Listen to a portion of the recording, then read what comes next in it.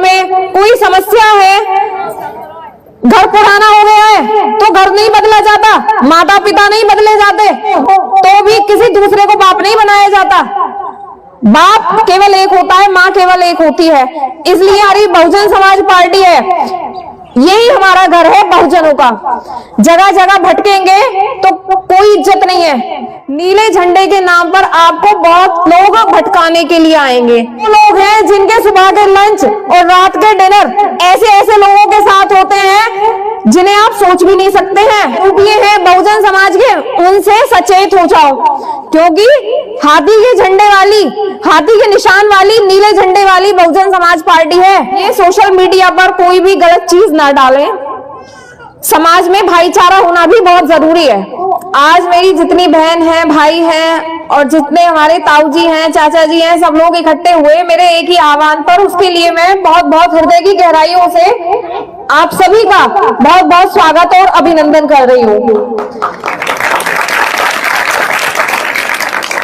कि केवल एक बार कहने पर और आप मेरे एक आवाज पर तुरंत यहाँ इतनी भारी संख्या में इकट्ठा हो गए। तो आज यहाँ उपस्थित होने का जो हमारा उद्देश्य था वो तो लगभग सफल हो गया, क्योंकि हमारे बीच जो माननीय श्री धर्मवीर अशोक जी आए थे, उन्होंने बहुत अच्छी अच्छी बातें हमारे युवाओं को बताई और उन्होंने बहुत ध्यान से सुनी और समझी भी। तो केवल सुन लेना ही काफी नहीं है, किसी अच्छी बात को अपने जीवन में भी हमेशा के लिए उतारना चाहिए। किसी ने 10 अच्छी बातें कही हैं तो कम से कम 2 तो उतारो जीवन में, तो उससे भी हमारे जीवन में बहुत बदलाव आते हैं। तो आज जो हम ग्राम धमरावली में यहाँ सब भारी मात्रा में इकट्ठा हुए हैं, वो उसका सबसे बड़ा कारण यही है कि मेरे युवा जितने भी हमारे बहुजन समाज के हैं, वो सब, मैं 2-3 बातें बताती हूँ बहुत कम समय लेकर काम की, तो वो सब एक तो शिक्षित बने और दूसरे नंबर पर संगठित रहे। क्योंकि शिक्षा, जैसे हमारे बीच अभी आए थे श्री धर्मवीर अशोक जी, उन्होंने बताया था शिक्षा आपको मजबूत बनाती है और दुनिया में 80% जो हमारे समस्याएं हैं जीवन में, वो सभी शिक्षा के बल पर दूर हो सकती हैं यदि हम शिक्षित हैं, पढ़े लिखे हैं, जागरूक हैं। तो एक तो सबको शिक्षित बनना है और दूसरा मेरा मैसेज ये है कि सबको संगठित भी रहना है, एकजुट रहकर, कंधे से कंधा मिलाकर। हमारी जो बहुजन समाज पार्टी है, हम सबकी जिम्मेदारी है, केवल एक व्यक्ति की जिम्मेदारी नहीं है अपने घर को मजबूत बनाने की। जो हमारे युवा हैं, युवतियां हैं, हमारे बहन भाई सब हैं, हम सब इसे मिलकर कंधे से कंधा मिलाकर मजबूत बनाएं और इसमें जो एक नई चेतना है, एक नई जागृति है, उसे पुनः पैदा करें। अब बहुत लंबे समय तक सोने का वक्त नहीं है, अब हमें जाग जाना चाहिए। और जागेंगे हम कैसे? शिक्षा के बल पर जागरूक होकर। तो शिक्षित रहें, संगठित रहें। यदि घर में कोई समस्या है, घर पुराना हो गया है तो घर नहीं बदला जाता, माता पिता नहीं बदले जाते, माता पिता वही रहते हैं, घर वही रहता है। मानते हैं ना इस बात को? उसमें सुधार किए जाते हैं। माता पिता बुढ़े हो गए हैं या इस दुनिया में भी ना हो, तो भी किसी दूसरे को बाप नहीं बनाया जाता। बाप केवल एक होता है, माँ केवल एक होती है। इसलिए मेरा कहने का तात्पर्य ये है कि जो हमारी बहुजन समाज पार्टी है, यही हमारा घर है बहुजनों का। जगह जगह भटकेंगे तो कोई इज्जत नहीं है। 10-10, 20-20 हजार के वोट बैंक के साथ अगर हम बट जाएंगे तो कमजोर होंगे। इसका रिजल्ट आपने देख भी लिया होगा कुछ समय में कि बट के, अलग अलग बिखर के हमें कुछ हासिल हुआ आज तक? बताइए, कुछ भी हासिल नहीं हुआ है। नीले झंडे के नाम पर आपको बहुत लोग भटकाने के लिए आएंगे, लेकिन मेरी माताओं बहनों, नीले झंडे वाली, केवल हाथी के निशान वाली पार्टी पे ही विश्वास करना। नीले झंडे के नाम पर आपको बहुत लोग भटकाएंगे कि हम तुम्हारी लड़ाई लड़ेंगे। वो तुम्हारी लड़ाई लड़ते लड़ते ना, वो तख्त और ताज की ऐसी कामना कर रहे हैं कि तुम वहीं के वहीं रहोगे और वो देखना कहां पहुंच जाएंगे। तो हर किसी पे विश्वास नहीं किया जाता है, ना हर कोई तुम्हारी लड़ाई लड़ेगा। तो सबसे बड़ी बात यह है कि हम लोग अपने बहुजन समाज में उन लोगों को समय रहते पहचान जाएं लिए लड़ने वाला है, कौन हमारा हितैषी है और कौन बहरूपिया है।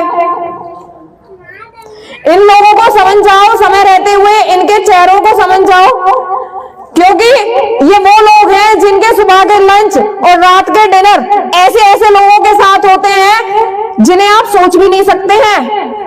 राजनीति में जो सामने दिखाई देता है ना, वो ऐसा कुछ नहीं होता। पर्दे के पीछे बहुत कुछ ऐसा होता है जिसे गरीब जनता, हम और आप नहीं जान सकते। तो सबसे पहले जो अपना विश्वास है बहुजन समाज पार्टी से आप ना हटाएं, उसे मजबूती के साथ, नई ऊर्जा के साथ दोबारा से पुनः खड़ा करें।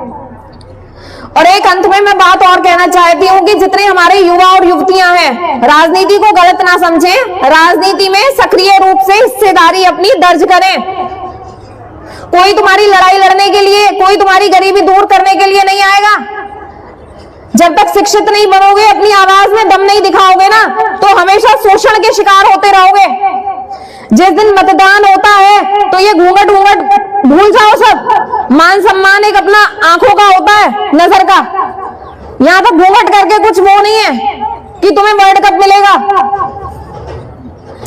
मान सम्मान करो, लेकिन शिक्षित भी बनो और अपने हकों और अधिकारों के लिए जागरूक भी बनो। लोग इसी शर्म की वजह से कि हमारे बहुजन समाज में इतनी सीधे साधे युवा हैं, इतने सीधा साधा समाज है, तभी तो हर कोई इसका बेवकूफ बना के फायदा उठा लेता है। तो जो बहरूपिये हैं बहुजन समाज के, उनसे सचेत हो जाओ, क्योंकि हाथी के झंडे वाली, हाथी के निशान वाली, नीले झंडे वाली बहुजन समाज पार्टी है और इसी के साथ हमें खड़ा होना है। इसी में एक नई ऊर्जा का संचार करना है। जिस दिन मतदान होता है, हमारी जो बुजुर्ग महिलाएं हैं घर की, उनकी भी जिम्मेदारी है कि अपनी बेटियों को, बहुओं को निकालो घर से। काम जीवन में कभी खत्म नहीं होते हैं कि वो मतदान करने के लिए तो जाएं, वोट की ताकत को समझें। तो यदि आपने वोट की ताकत को समझ लिया, अपने हकों के लिए, अधिकारों के लिए आप जागरूक हो गए, तो वो दिन दूर नहीं है जब सत्ता की मास्टर चाबी आपके खुद के हाथ में होगी। और जो सत्ता है, पावर है, उसमें आप शामिल होंगे। तो एक वोट में इतनी ताकत है।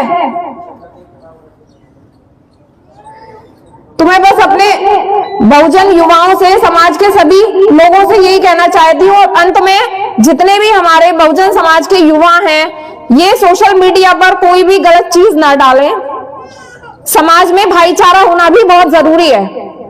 हम सही हो सकते हैं, लेकिन हमें किसी दूसरे को भी गलत कहने का अधिकार नहीं है।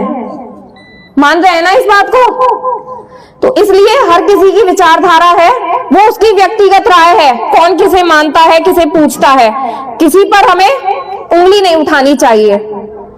हम संविधान को मानते हैं, ये हमारी व्यक्तिगत विचारधारा है, लेकिन हम किसी दूसरे के लिए भी गलत ना कहें और सही रास्ते को पकड़कर शिक्षा के बल पर अपनी बहुजन समाज पार्टी को दोबारा से शक्तिशाली बनाएं, इसके हाथ मजबूत करें। अपनी जो बहन कुमारी मायावती जी हैं, इनको दोबारा से मजबूती से सत्ता में स्थापित होने का मौका दें।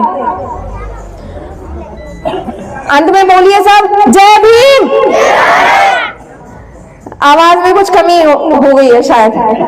इतनी तेज आवाज होनी चाहिए कि पूरा जो धमरावली है ना, इसका आसमान जय भीम के नारों से सराबोर हो जाना चाहिए। हाथ ऊपर उठाकर जय भीम।